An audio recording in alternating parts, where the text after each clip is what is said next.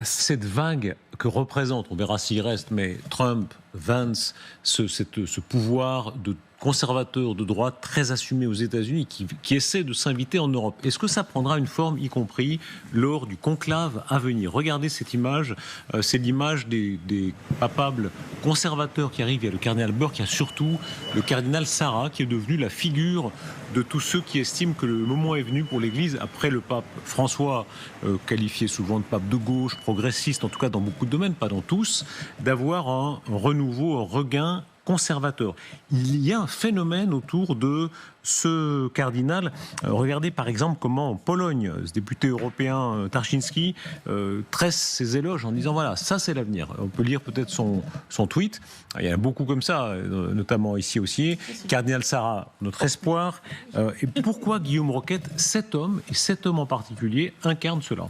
Parce que jusqu'à présent, les souverains pontifes ont toujours tenu les deux côtés de la corde. C'est-à-dire que, en tant que chef du catholicisme, ils assumaient à la fois le caractère très personnel de la religion catholique, qui est une rencontre de chaque fidèle avec le message du Christ auquel il adhère ou non. Et en même temps, le christianisme, c'est 2000 ans d'histoire, c'est l'élément structurant de l'Occident, et donc il y a une dimension civilisationnelle. Et un homme comme Jean-Paul II, évidemment, tenait ces deux combats-là, entre guillemets, avec le combat de civilisation contre le communisme. Le pape François, lui, considère que le catholicisme, c'est une affaire entre chaque chrétien et Dieu, et le reste ne l'intéressait pas. C'est la raison pour laquelle il a totalement ignoré ce qu'étaient les réalités géopolitiques européennes. C'est la raison pour laquelle il disait « Moi, je viens pas en France, je viens à Marseille, mais la France, je ne sais pas ce que c'est. » Enfin, il le disait pas comme ça, mais c'était ça que ça signifiait. Et donc, aujourd'hui, il peut y avoir un retour de balancier, et le cardinal Sarah incarne de façon pure la dimension civilisationnelle du christianisme. Et ce qui est fascinant, c'est que ce soit un cardinal guinéen qui dise aux Européens « Vous êtes en train de faire disparaître votre identité, parce que votre identité, elle est chrétienne, vous laissez les musulmans arriver partout, sans les contrôler, vous devez réagir. » Ce renversement de l'histoire, comme vous le dites, c'est un cardinal noir, africain. Souvent, il y avait cette association d'idées absurdes que forcément les cardinaux du tiers-monde, comme on disait à l'époque, seraient les plus progressistes, ceux qui seraient les plus de gauche, entre guillemets. Là, c'est le contraire, c'est-à-dire qu'il incarne une église africaine qui est plutôt conservatrice, et très revendiquée. Qui est tout à fait conservatrice, qui dit, parce que quand, par exemple, même dans l'église anglicane, on a commencé à faire les mariages homosexuels ce sont les Africains qui ont dit aux Européens, mais attendez, quand le missionnaire, ce que vous nous avez appris, c'est qu'il y avait Sodome et Gomorrhe, qu'est-ce que c'est que vous lâchez tout, quoi. Oui, il citait Saint Paul. Les convertis, si vous voulez, faisaient la leçon à ceux au pays qui les avaient convertis. Et effectivement, le cardinal Sarah est favorable au catholicisme de tradition, mais il incarne aussi un continent qui a gagné au cours du dernier quart de siècle, je crois, 270 millions de chrétiens, de nouveaux chrétiens. Et il a la démographie pour lui. La démographie des catholiques africains, évidemment, est très forte. Des religions, le catholicisme, le christianisme, disons, a progressé, mais il a moins progressé au cours des 25 dernières années que l'islam. Ce paradoxe, où il a énormément progressé. Que l'idée de l'Occident est défendue par un non-occidental. À la racine de l'effondrement de l'Occident, dit-il, il y a une crise culturelle, identitaire. L'Occident ne sait plus ce qu'il est, parce qu'il ne sait plus, il ne veut pas savoir qu'il a façonné, qu'il a constitué, tel qu'il a été, tel qu'il est.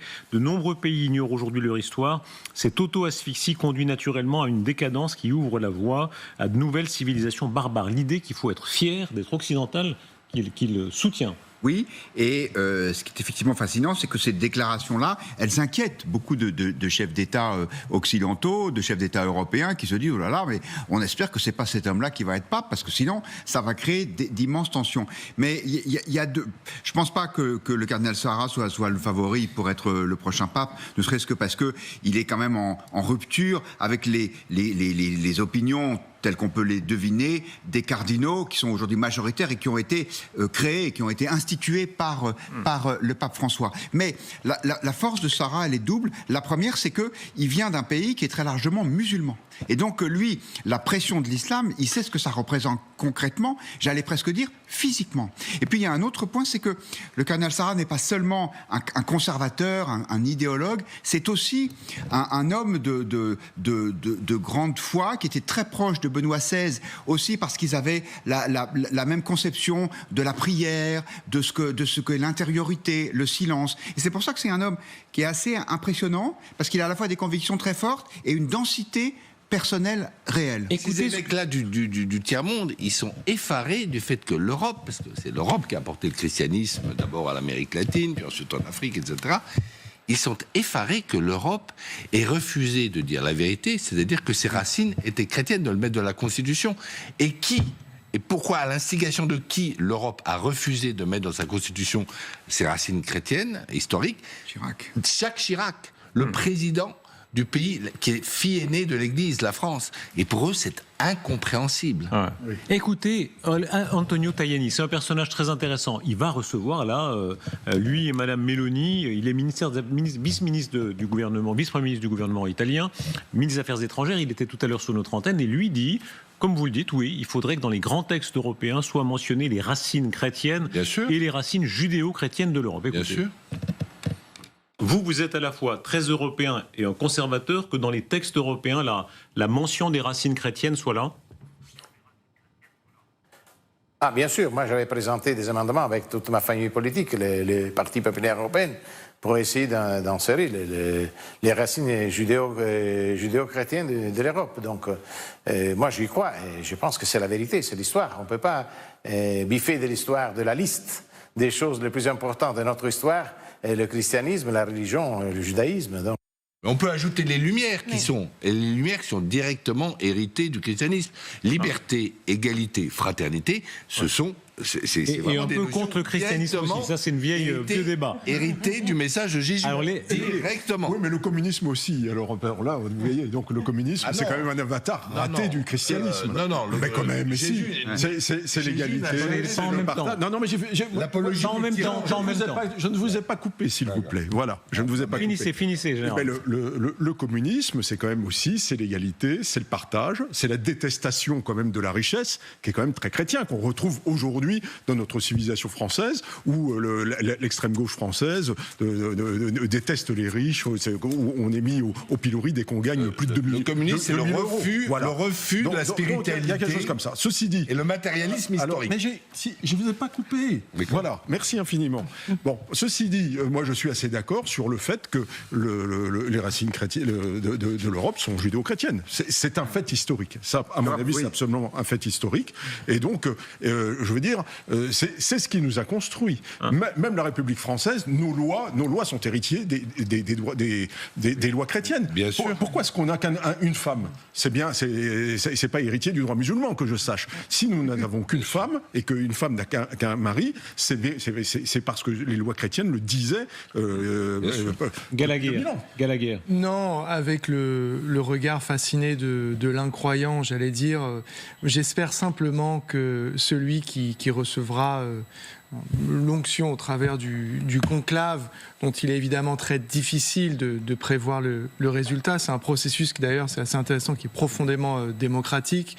Vu les temps troubles qui sont déjà ouverts et dans lesquels nous sommes et qui vont encore se durcir, moi, je souhaite ardemment que l'Église, le pape représente quand même plus d'1 milliard, me semble-t-il, d'individus à travers le monde. 2 milliards, plus de peut-être 1,5 milliard. Bon. C'est 2,6 milliards, je crois. Non, là, vous augmentez.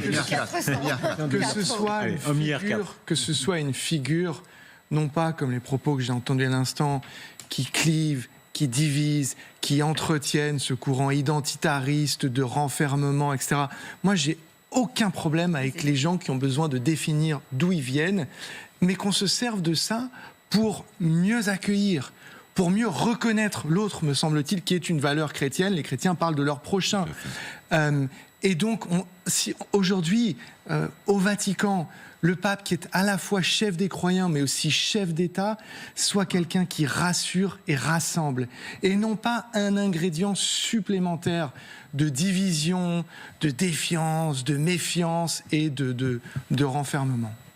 Oui, je suis d'accord avec Gallagher, dans un monde où il n'y a que des hommes et des femmes de bonne volonté. Mais moi, je me souviens d'avoir discuté avec le cardinal Torrent, qui était l'homme qui était chargé des relations avec l'islam, qui était vraiment un homme de paix. Il disait, le problème, c'est que nous, on passe notre temps à tendre la main aux musulmans. On essaye d'établir des règles de bonne intelligence, en particulier dans les pays musulmans. Et, disait-il de façon très diplomatique, je suis jamais certain que ce qu'on me dit sera vraiment suivi des faits. C'est-à-dire que je pense que la bonté n'est pas la naïveté.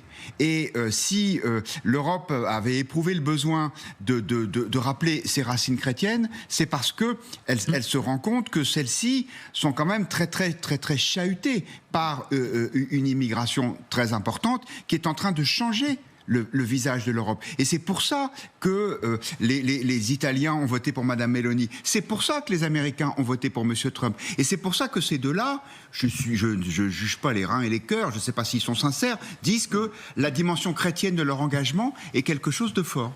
Est-ce qu'on va vivre le grand retour des religions? Écoutez cet extrait qui remonte, c'est une des archives qui ont été le plus partagées aujourd'hui du pape François. Parce que comme souvent, le premier jour, tout le monde fait attention évidemment d'être dans la compassion et le deuil et point. Et après il y a ceux qui le trouvaient trop à gauche, trop à droite, etc. Cette archive-là, c'est après l'attentat de Charlie Hebdo. Et il dit bien sûr, aucune religion ne justifie de tuer son prochain. Mais enfin, quand même, juste après, il dit le blasphème, ça peut provoquer certaines réactions. Et écoutez bien ce qu'il dit, parce que ça a beaucoup été critiqué aujourd'hui. Chacun a le droit de pratiquer sa religion sans offenser personne. Mais on ne peut pas tuer au nom de Dieu. C'est une aberration. C'est vrai qu'on ne peut pas réagir avec violence, mais si mon grand ami insulte ma maman, alors il peut s'attendre à un coup de poing. Mais c'est normal. On ne peut pas provoquer, on ne peut pas insulter la foi des autres, on ne peut pas se moquer de la foi. Regardez bien la date, 15 janvier, c'est juste après la tuerie de Charlie Hebdo. Donc évidemment, là, c'est le retour à une conception qui justifie un peu. Alors il dit bien d'abord, on n'a pas le droit de tuer, mais il peut, l'image du coup de poing est très forte. Mais les propos du pape, c'est pas le seul. Enfin, on a vu beaucoup de tweets passer avec un certain nombre de propos, notamment celui-ci qui touche surtout nous ici en France, qui sont des aberrations d'une pape aujourd'hui. Gallagher parlait d'une prochaine pape qui réunit des gens. Mais là-dessus, sur le blasphème, le risque ou la possibilité, certains l'espèrent, qu'on revienne à un respect des religions. C'est une aberration de parler de blasphème. Parlé quand même, il a parlé il a des blasphèmes, mais c'est surtout quand on agresse, attendez-moi à la réponse. Oui. Et il parlait là des caricatures. Le thème, c'était les caricatures de Mahomet. Oui. Non, mais le délit de blasphème, c'est absolument insupportable. C'est l'obscurantisme du Moyen-Âge. Et pourquoi est-ce que, je veux dire, on ne recréerait pas la Sainte Inquisition pour juger les gens qui insultent le Christ, etc., ou Mahomet, et je ne sais pas quoi. Non, ça n'a plus de sens. On est quand même au XXIe siècle. Je crois que moi, je suis catholique et croyant, mais véritablement, ça fait partie de la sphère privée. Il faut quand même arrêter. Les religions n'ont rien à faire dans la sphère publique. Moi, j'aime bien essayer d'influencer, je veux dire, la sphère publique. D'accord avec ça. Et en même temps, j'aime bien la façon dont Michel Onfray parle de ce sujet. Il dit il y a un droit au blasphème et il y a un devoir de respecter les croyances des gens.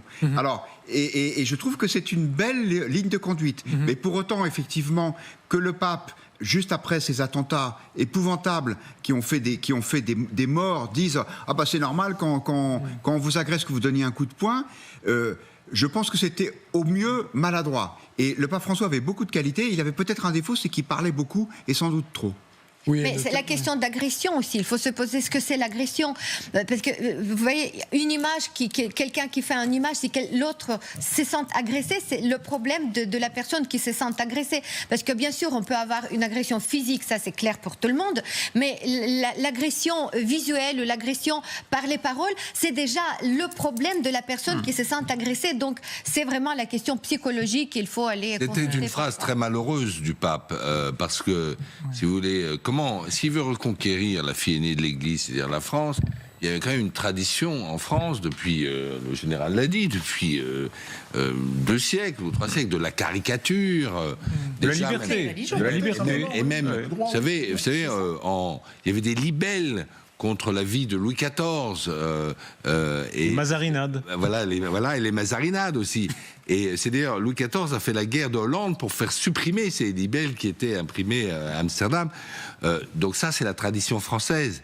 Et si on veut reconquérir les catholiques, c'est pas avec une réaction comme cela, après un massacre horrible qui était le massacre qui a révulsé toute la France. Il faut se souvenir, Darius, de la manifestation qu'il y a eu. On n'avait jamais vu autant de monde à la République contre ces assassinats de Charlie Hebdo.